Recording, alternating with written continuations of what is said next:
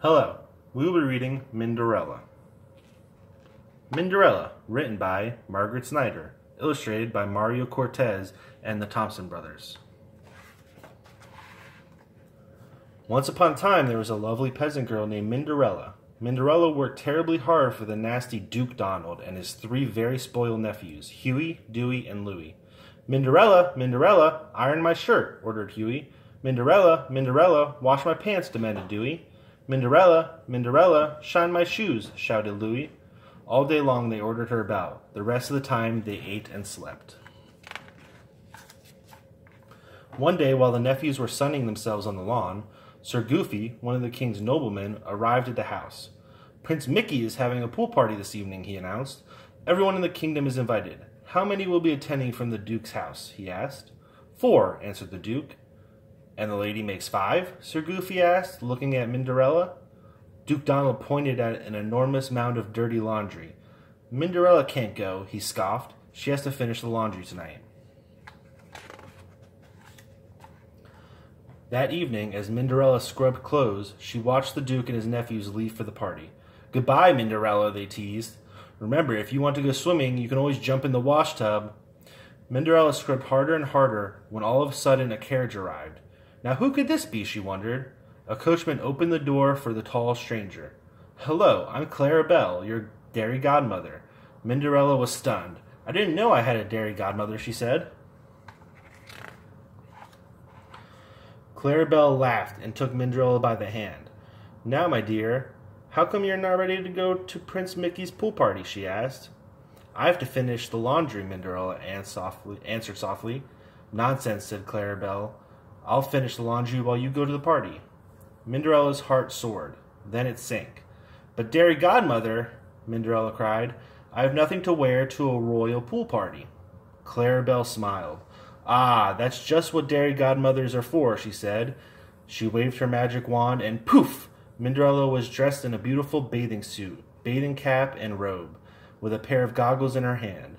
On her feet were a wonderful pair of glass flippers. Oh, dairy godmother, how beautiful, Minderella exclaimed. Pluto, my coachman, will drive you to the party, Clarabelle said.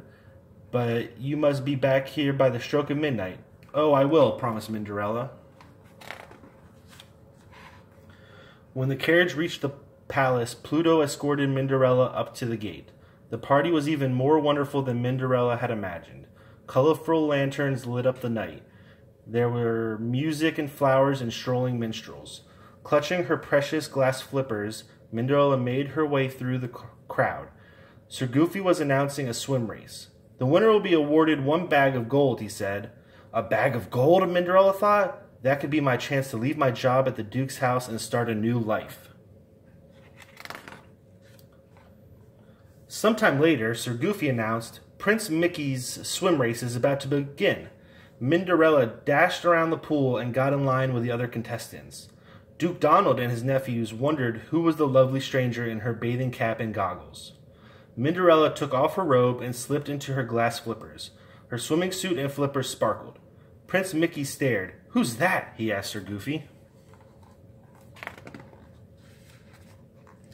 Sir Goofy promised to find out as soon as the race was over. Then he walked to the pool's edge to start the race. May the best swimmer win. On your marks, get set, go! With a powerful dive, Minderella sprang into the water and started swimming with all her might.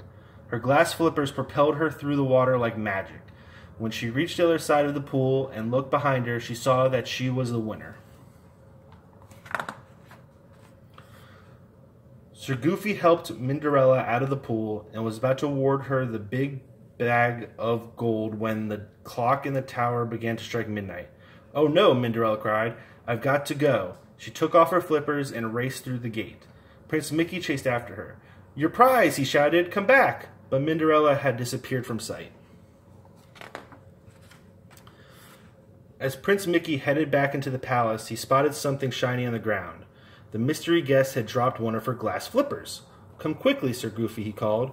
We're going to search the kingdom for the maiden whose foot fits this flipper. Prince Mickey and Sir Goofy jumped into the royal carriage and raced off into the night. As soon as Minderella had hidden her glass flipper under her bed, she heard a knock on the door. There were Prince Mickey and Sir Goofy holding her missing glass flipper and the bag of gold.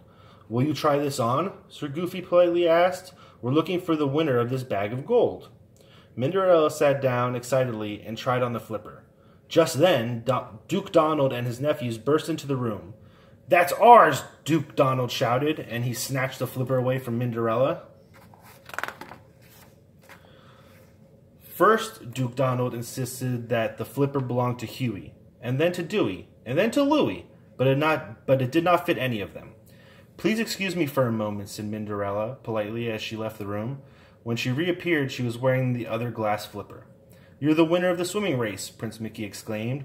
Then he took Minderella by the hand to give her the bag of gold. As Prince Mickey gazed into Minderella's eyes, he knew he would never again meet anyone as sweet and as polite and as brave and as great a swimmer as Minderella. A few months later, Sir Goofy announced that Prince Mickey and Minderella were getting married. On the day of their wedding, everyone in the kingdom was invited to celebrate. Well, almost everyone. Duke Donald Duck and his nephews couldn't come to the party because they were too busy at home doing their own laundry. The end.